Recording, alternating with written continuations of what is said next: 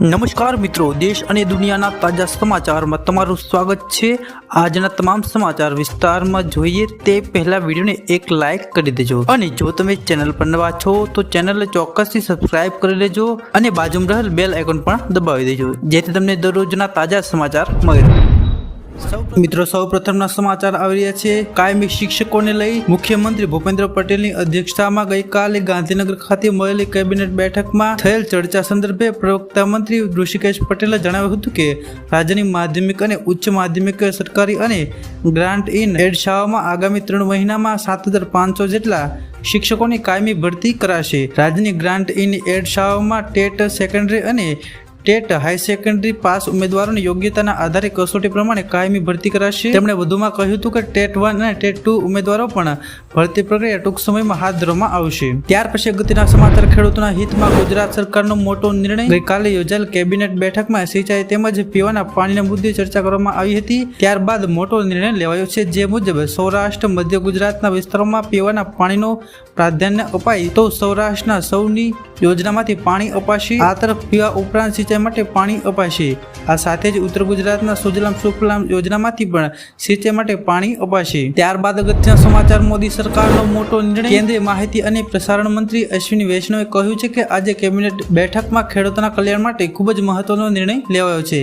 કેબિનેટે ખરીફ પાક માટે 14 પાક પર એમએસપીની મંજૂરી આપી છે। ડાંગરની નવી એમએસપી ₹2300 નક્કી કરવામાં આવે છે, જે અગાઉની એમએસપી કરતાં 117 રૂપિયા વધુ છે। કપાસની નવી એમએસપી 7,121 રહેશે, જેની બીજી વિવિધતા માટે નવી એમએસપી 7,521 રૂપિયા હશે, જે પહેલા કરતાં 501 રૂપિયા વધુ છે। આ સાથે તેમણે વધુમાં જણાવ્યું હતું કે દેશભરમાં 2 લાખ ગોડાઉન બનાવવાનું કામ ચાલી રહ્યું છે। પ્રથમ 2 ટર્મ્સમાં અર્થતંત્રનો આધાર બનાવવામાં આવ્યો છે, હવે તેના પર વૃદ્ધિ સારી છે, ખેડૂતો પર ફોકસ રહેશે। તો આ ખેડૂતો માટે મહત્વના સમાચાર। ત્યાર પછી અગત્યના સમાચાર। રામ મંદિરની સુરક્ષામાં રહેલ એક જવાનનું મોત। અયોધ્યામાં રામ મંદિરની સુરક્ષા માટે તૈનાત એક જવાનનું શંકાસ્પદ સંજોગોમાં ગોળી વાગતા મોત થયું છે। સાથી સુરક્ષા કર્મીઓ તેને હોસ્પિટલ લઈ ગયા છે। ત્યાંથી તેને ટ્રોમા સેન્ટર લઈ જવામાં આવ્યો હતો, જ્યાં ડોક્ટરે તેને મૃત જાહેર કર્યો છે। ગઈકાલે વહેલી સવારે ફાયરિંગનો અવાજ આવ્યો હતો, ત્યારબાદ અફરાતફરી મચી હતી। કયા કારણોસર અને કોણે ફાયરિંગ કર્યું તે માહિતી હજુ સામે આવી નથી। મંદિરની સુરક્ષા વધારી દેવામાં આવી છે। ત્યાર પછી અગત્યના સમાચાર। જમ્મુ કાશ્મીરમાં બારામુલ્લામાં 2 આતંકી ઠાર। જમ્મુ કાશ્મીરના બારામુલ્લામાં સુરક્ષા દળો અને આતંકીઓ વચ્ચે એન્કાઉન્ટર ચાલુ છે।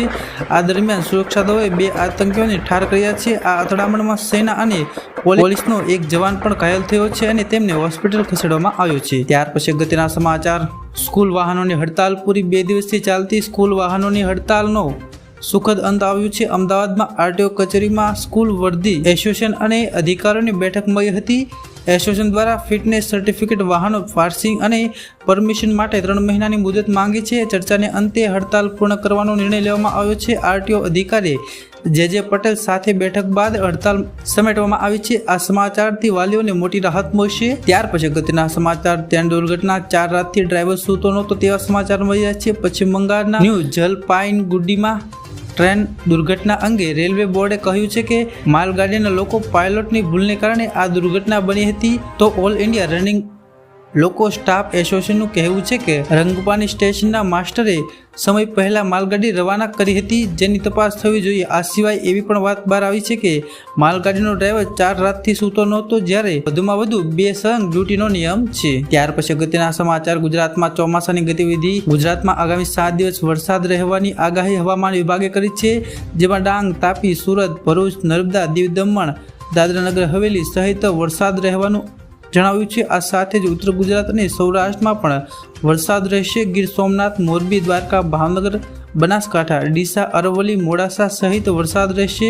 રાજ્યમાં ગાજવીજ સાથે સામાન્ય મધ્યમ વરસાદ રહેવાનું અનુમાન છે। ત્યાર પછી અગત્યના સમાચાર। ગુજરાતમાં પાકિસ્તાનની ઘૂસણખોરી ઝડપાયો છે। કચ્છ બોર્ડર પર બીએસએફ જવાનોએ સરહદ પર પેટ્રોલિંગ સમયે પાકિસ્તાની ઘૂસણખોરને ઝડપી પાડ્યો છે। કચ્છ બોર્ડર પિલર નંબર 1125 પાસેથી આ શખ્સને ઝડપી પાડવામાં આવ્યો છે। પાકિસ્તાની નાગરિકનું નામ અફઝલ, જે કચ્છ બોર્ડર પાસેથી ઝડપાયો છે, તેની પાસે કોઈ શંકાસ્પદ ચીજ, વસ્તુ કે સામાન મળ્યો નથી। સમગ્ર મામલો બીએસએફ વધુ તપાસ હાથ ધરી છે। ત્યાર પછી અગત્યના સમાચાર। 147મી રથયાત્રા તડામાર તૈયારીઓ શરૂ. ભગવાન જગન્નાથજીની 147મી રથયાત્રાને ગણતરીના દિવસો બાકી છે. હવે તંત્ર અને પોલીસ દ્વારા તમામ તૈયારીઓ કરવામાં આવી છે. ત્યારે જળયાત્રાના કળશ મંદિરના પ્રાંગણમાં મૂકવામાં આવ્યા છે. આ જળયાત્રા નિજ મંદિર સાબરમતીના કિનારા સુધી યોજાય છે. ભગવાનનો જળાભિષેક 108 કળશમાં લાવવામાં આવેલ જળથી કરાય છે.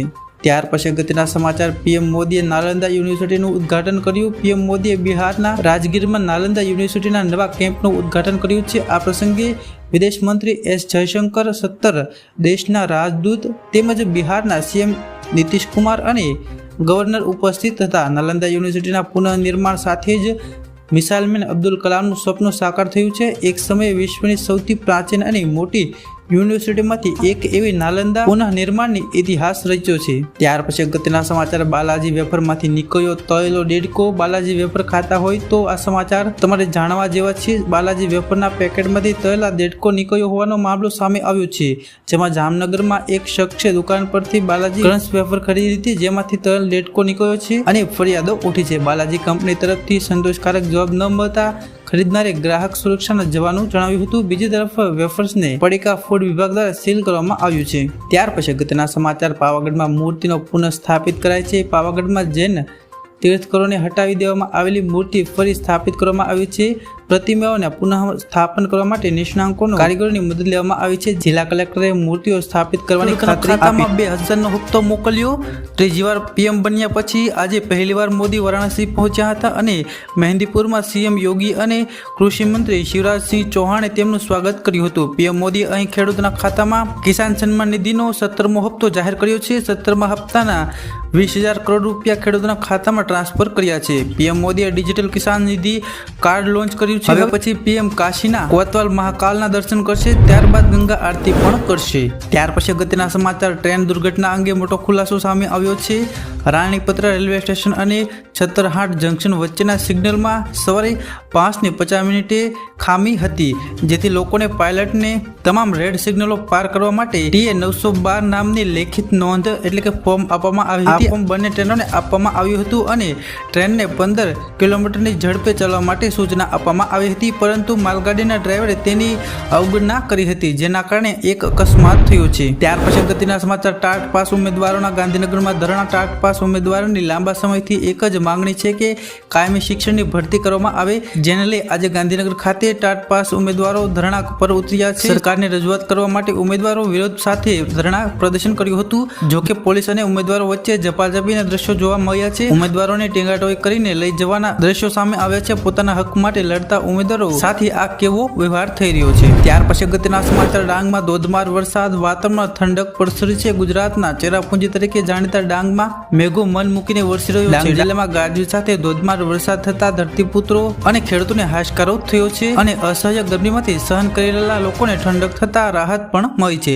ચોમાસામાં પ્રવાસ સ્થળ સાપુતારા 100 ખીલી ઉઠે છે. ડાંગ જિલ્લાના આહવા, વઘઈ સહિત વિસ્તારોમાં વરસાદ નોંધાયો હતો, જેથી ખેડૂતોમાં ખુશીનો માહોલ જોવા મળ્યો હતો. આ સાથે આગળના સમાચાર જોઈએ. ગુજરાત ગૌણ સેવા પસંદગી મંડળે મહત્વના સમાચાર આપ્યા છે. તૈયારી કરનાર ઉમેદવારો માટે કામના સમાચાર આવ્યા છે. ગુજરાત ગૌણ સેવા પસંદગી મંડળે આજે નોટિસ જારી કરી છે અને જણાવ્યું છે કે ક્રમાંક 214, 20, 23, 24 સિનિયર સર્વેચર વર્ગ 3ની પરીક્ષા 21 જુલાઈના રોજ યોજવામાં આવશે. આ અંગે પરીક્ષાના કાર્યક્રમ અંગેની માહિતી વેબસાઇટ ઉપર મૂકવામાં આવશે. ત્યાર પછી અગત્યના સમાચાર. મિત્રો, ડ્રાઇવિંગ લાયસન્સ સસ્પેન્ડ. જાણી લો સમાચાર. સુરત શહેરમાં ટ્રાફિકના નિયમને લઈ નવી ટ્રાફિક વ્યવસ્થા ઊભી કરવામાં આવી છે. સુરતમાં હવે કાયદાનો અમલ નહીં કરો તો તમારી સાથે થશે સખ્ત કાર્યવાહી. રોંગ સાઈડમાં વાહન ચલાવવું કે નિયમનો ભંગ કરશો તો થશે મોટું નુકસાન, જેમાં તમારું લાયસન્સ રદ થવાના પણ પૂરેપૂરા ચાન્સ છે. રોંગ સાઈડ વાહન ચલાવનારા માટે પોલીસે કાર્યવાહી શરૂ કરી છે, તેથી તમે ઝપેટમાં ન આવતા અને સાવચેત રહેજો. ત્યાર પછી અગત્યના સમાચાર.